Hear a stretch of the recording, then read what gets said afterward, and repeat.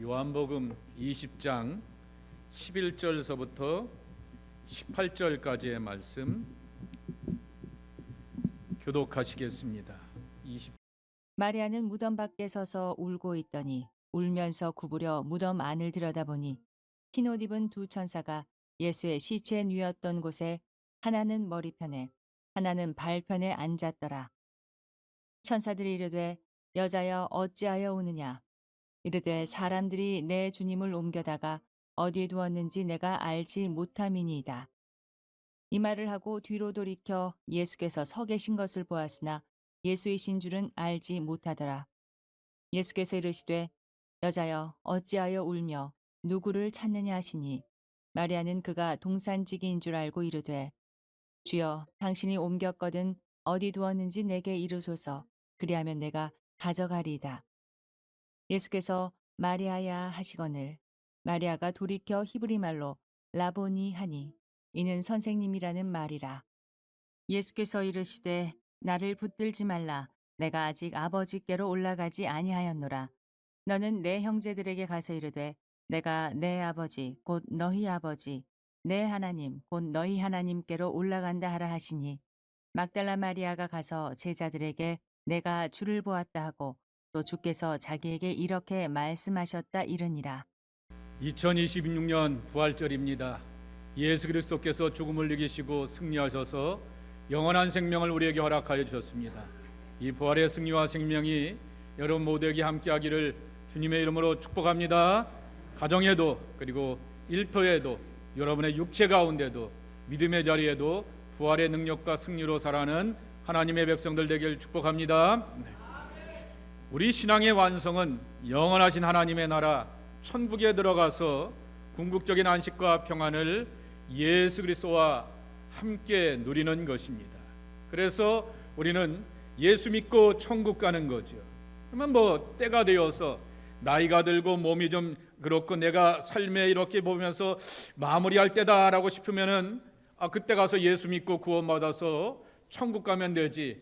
젊어서 믿고 젊어서 이렇게 시간 들이고 삶을 들이면서 소비하는가라고 생각해 볼 수 있습니다.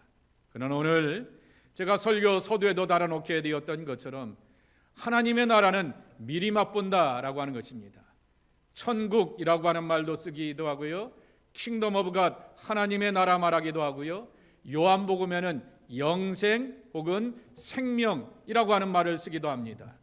영생이든 생명이든 천국이든 하나님의 나라든 예수 믿고 우리가 영원히 누려야 될 그 약속의 세계가 있게 되지만은 이 땅에서부터 하나님의 나라를 맛보면서 여기서 내가 생명으로 살 수 있구나, 여기서 내가 영원히 죽지 않는 길이 있구나라고 하는 것을 확인하게 되며 하나님 나라의 왕의 통치가 있듯이 예수님이 내 삶과 마음과 삶을 통치해 주는 것을 맛보고 경험하는 것이 우리의 신앙이라고 하는 것입니다. 자, 그런데 이 천국의 맛을 봐야 될 것 가운데 하나를 요한계시록은 이렇게 천국을 소개하면서 우리에게 소개하고 있는 것입니다. 21장 4절의 말씀 다 함께 읽겠습니다. 시작.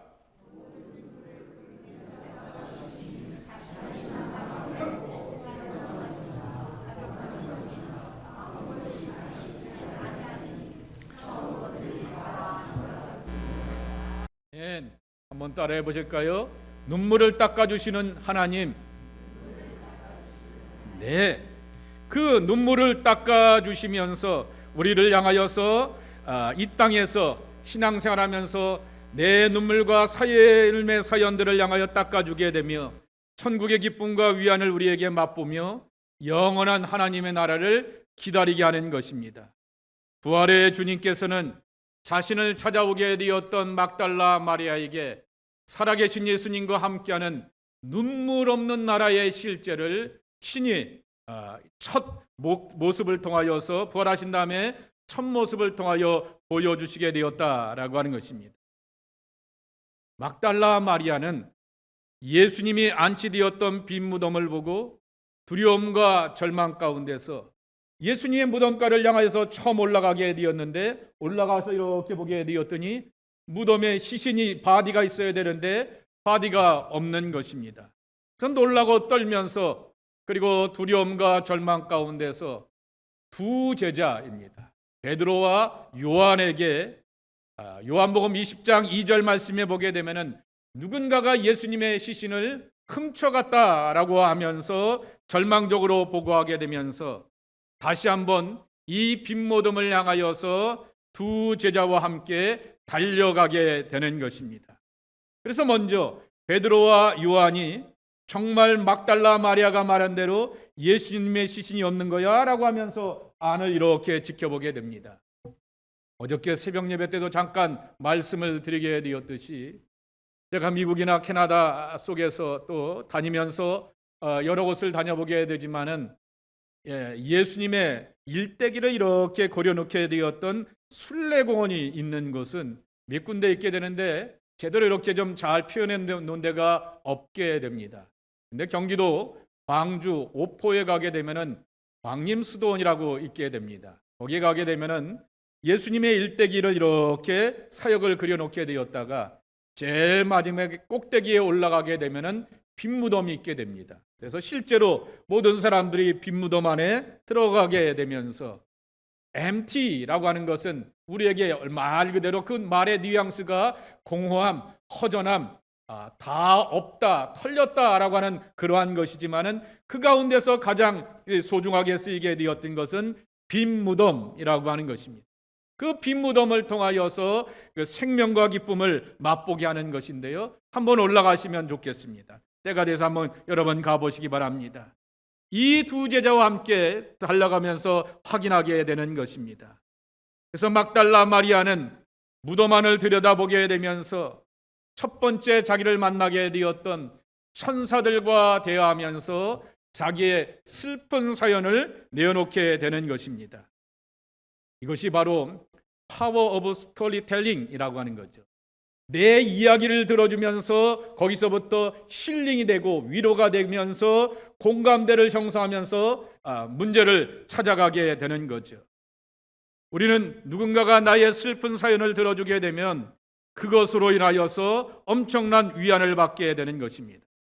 그런데 이 하나님의 천사가 막달라 마리아가 울고 있게 되었던 슬픈 사연을 들어주게 되는 것입니다. 그리고 동산지기 가드너라고 이렇게 생각하게 되었던 한 남자가 여인이여 왜 웁니까 말하게 됩니다.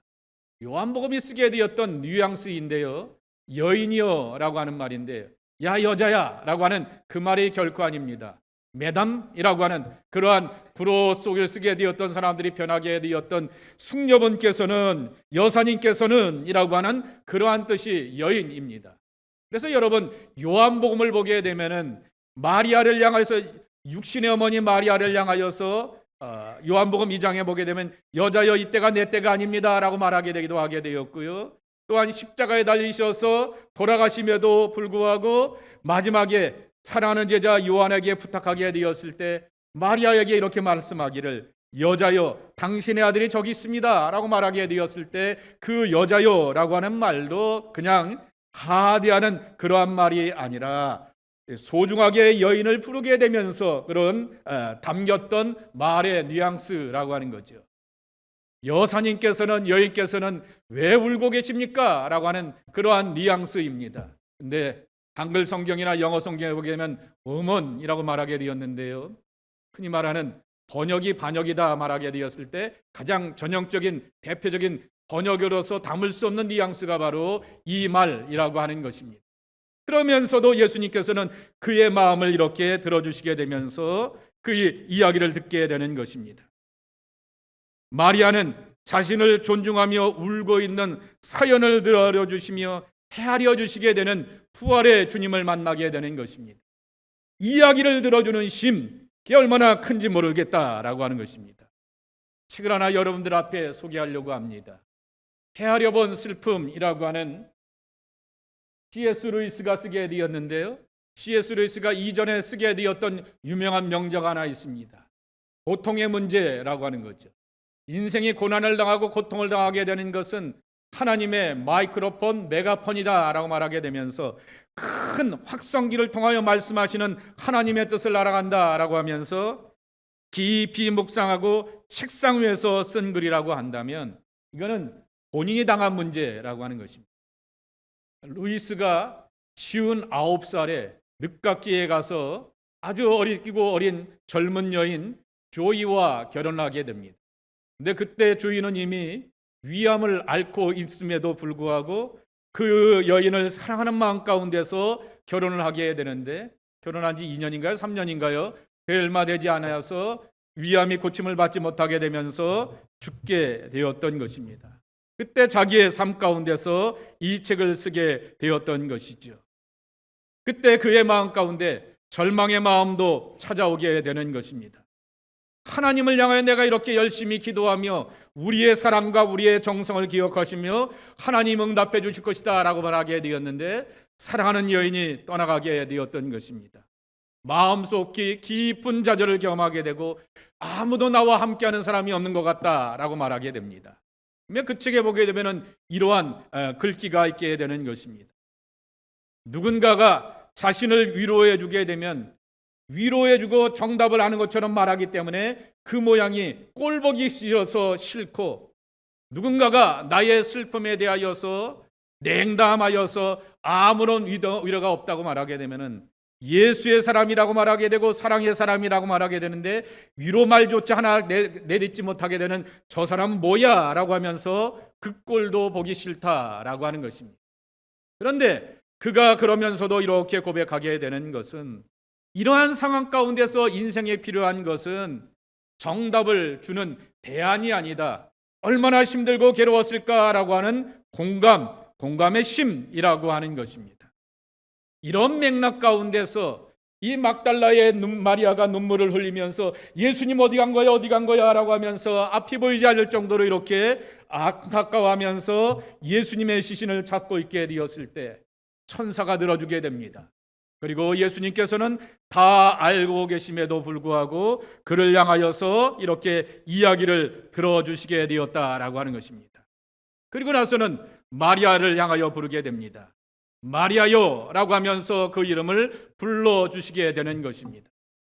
이름에는 뭐가 담겨져 있냐고 하면은 그 사람의 본질과 지나온 삶의 이력을 그렇게 다 담고 있게 되는 것입니다. 예를 들면요, 김주현 목사라고 말하게 되면 여러분들 각각이 저를 만나게 되었던 삶의 경험을 따라서 김주현 목사는 이런 사람이야 저런 사람이야, 김주현 목사라고 말하게 되면서 김주엽이라고 하는 그 이름 속에서 이름이 담겨져 있게 되는 것처럼, 마리아와 자기와 예수님과의 지나오게 되었던 모든 관계를 알고 계시게 되면서 누구보다도 자신을 사랑하시고 용납하시고 회복시켜 주시게 되었던 나를 부르시는 그 소중한 분의 이름, 그래서 마리아요 라고 하는 예수님의 음성을 듣게 되고는 그가 이렇게 반응하게 되는 것입니다. 뭐라고 반응합니까? 막달라 마리아가 나보니라고 말하게 됩니다. 나보니, 라바니라고 이렇게 발음하게 되는데요, 정확한 표현은 선생님이 아니라 나의 선생님이라고 하는 말입니다. 여러분, 영화 하나 기억하시죠? 드라마 하나 기억하시죠? 나의 아저씨라고 하는 드라마 기억하시죠? 세상에는 이 젊은 계약직의 어린아이를 향하여서 일터에서 만나게 되는, 회사에서 만나는 수많은 아저씨들이 있습니다. 꼰대가 되는 그러한 수많은 아저씨들이 있게 되고요, 자기를 향하여서 희롱하기도 하고 일터에서 이렇게 자기를 부려먹게 되는 수많은 아저씨가 있게 됩니다. 그런데 그 아저씨 가운데 자기를 향하여서 고통과 어려움에 대하여서 그렇게 함께 공감하게 되면서 들어주게 되었던 그 아저씨를 향하여서 아유라고 하는 그 배우가 나의 아저씨로 여기게 되는 것처럼, 정말 말씀을 가르치고 성경을 가르치고 율법을 가르치게 되었던 수많은 납비들이 있게 되었지만은 내 문제를 해결해 주고 나를 온전케 해주시게 되었던 나의 선생님 예수님을 만나게 되었더니, 마리아요 라고 하는 말 가운데 나보니 나의 선생님이라고 하는 그 고백 가운데서 그 눈물의 모든 사연들이 회복되게 되었다라고 하는 것입니다. 막달라 마리아는 예수님의 이름을 부르면서 부활의 감격 가운데 들어가게 되었던 것입니다. 원래 막달라 마리아는 어떤 사람이었냐라 말하게 되면은 7 귀신 들리게 되었던 고통의 사람이라고 하는 것입니다. 누가복음 8장 2절을 한번 보시죠. 또한 악귀를 쫓아내심과 병고침을 받은 어떤 여자들 일곱 귀신이 나간 자 막달라인이라 하는 마리아와 맨 일곱 귀신 들렸다라고 하는 거죠. 귀신이 들려도 된통 걸리게 되었던 표현을 일곱이라고 하는 완전 숫자를 쓰게 되면서 표현하고 있는 것입니다. 얼마나 생각이, 삶이, 처신이 움직여가는 그 모든 것들이 형편없게 되었으면 사람들이 그를 향하여서 저 여자는 일곱 귀신 들렸어 라고 그렇게 말하였을까라고 하는 것입니다. 그런데 그를 온전케 하시고 회복시켜 주셔서 목숨을 걸고 삶을 걸고 이 이른 새벽에 예수님의 무덤가를 향해서 올라가게 되었던 그를 향하여서 예수님은 그의 이름을 불러주시면서 눈물을 닦아 주셨다라고 하는 것입니다. 그러면서 그는 예수 그리스도로 말미암아 슬픔 대신에 하나님의 온전함을 경험하게 되었던 것입니다. 이 부활절에 여러분 한 사람 한 사람들을 축복합니다. 마리아의 이름을 불러주셨던 주님께서 여러분 한 사람 한 사람의 이름을 불러주시길 축복합니다. 여러분의 이름에는 삶의 내력들과 사연들과 나만의 퍼스널 히스토리가 있게 되지만은 His history, God's history, 하나님의 스토리가 될 수 있는 회복의 은혜로 함께하는 것이 바로 부활의 능력인데 주님이 여러분들의 이름을 불러주길 축복합니다. 그래서 우리는 내 삶의 현장에 계신 부활의 주님으로 말미암아 회복되어 나갈 수가 있다라고 하는 것입니다. 삶의 현장에는 항상 이지고잉 쉽게 가는 삶이 아니라고 하는 것이죠. 삶의 현장에는 항상 늘 좋은 것들만 햇빛 나드는 날들만 있는 것이 아니다라고 하는 것입니다. 늘 눈물 어린 사연들이 있기 마련이다라고 하는 것입니다. 이 땅에서 우리의 신앙은 눈물 없이 삶을 약속받는 것이 아니라 눈물의 삶을 어떻게 감당하는 것인가에 대한 답을 얻는 것이다 라고 하는 것입니다. 여러분 특별히 요한복음을 가만히 살펴보세요. 그 복음을 보게 되면 일상의 현장에서 부활의 주님을 만나게 됩니다. 제자들이 이렇게 숨어서 이렇게 떨고 있게 되었을 때 문을 꼭꼭 잠궈두고 있게 되었던 그들을 향하여서 요한복음 20장에 보게 되면은 그들에게 나타나셔서 3번 반복하셔서 peace, peace, peace 말씀하십니다. 너에게 평강이 있을지어다라고 말씀하여 주시면서 그 가운데 서 계시는 삶의 중심이 되시는 주님을 만나게 되는 것입니다. 그리고 성령을 받으라라고 말씀하시게 됩니다. 여기 있지 말고 하나님 앞에서 보내심을 받아졌으니 세상으로 나가라고 말하게 됩니다. 세상에는 환난과 핍박이 기다리고 있고요. 눈물과 실패가 기다리고 있음에도 불구하고 주의 성령이 함께 하시고 평강의 주님이 함께 하시니 담대하면서 일터에서 승리하라 말하게 됩니다.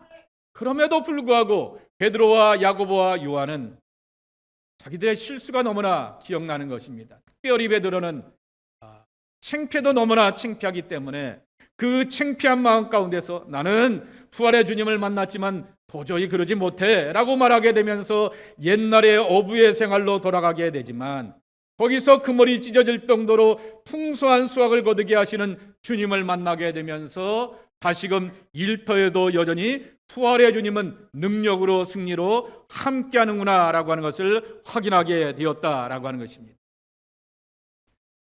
기쁨이 마리아에게 이름으로 다가오게 되었듯이 내 이름을 불러주시게 되었던 주님의 음성을 들으면서 우리는 기쁨을 회복하게 되면서 삶의 자리를 회복해 되게 되는 것입니다.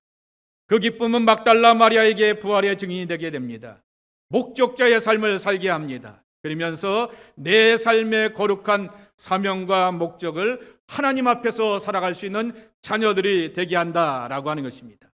조금 전에 말씀을 드렸듯이 막달라 마리아는 과거에 7 귀신 들리게 되었던 온전치 못한 사람이었습니다. 그러나 그는 제자들에게 예수님의 부활의 기쁜 소식을 전하게 되었던 것입니다. 그리고 예수 그리스도의 부활의 능력을 세상 가운데서 전하는 자, 할 일이 있는 사명자의 삶으로서 거듭나게 하셨다라고 하는 것입니다. 막달라 마리아는 최초의 부활의 목격자입니다. 제일 처음 부활을 경험하게 되었던 사람이었고요. 제일 처음 부활의 증인으로서 부르심을 받게 되었다라고 하는 것입니다. 이것이 굉장히 중요한 우리들의 사명이라고 하는 것입니다. 막달라 마리아는 과거의 사람이 아닙니다. 막달라 마리아에게 오늘 주님이 부활하셔서 그를 만나 주셨고 그의 눈물을 훔쳐 주셨고 그의 이름을 불러 주시면서 삶을 온전케 해 주셨기 때문에 그의 몸과 삶으로 영광된 사명을 감당하는 오늘의 사람이 되고 부활의 사람이 되어서 새로운 미래를 향하여 나갈 수가 있게 되었다라고 하는 것입니다.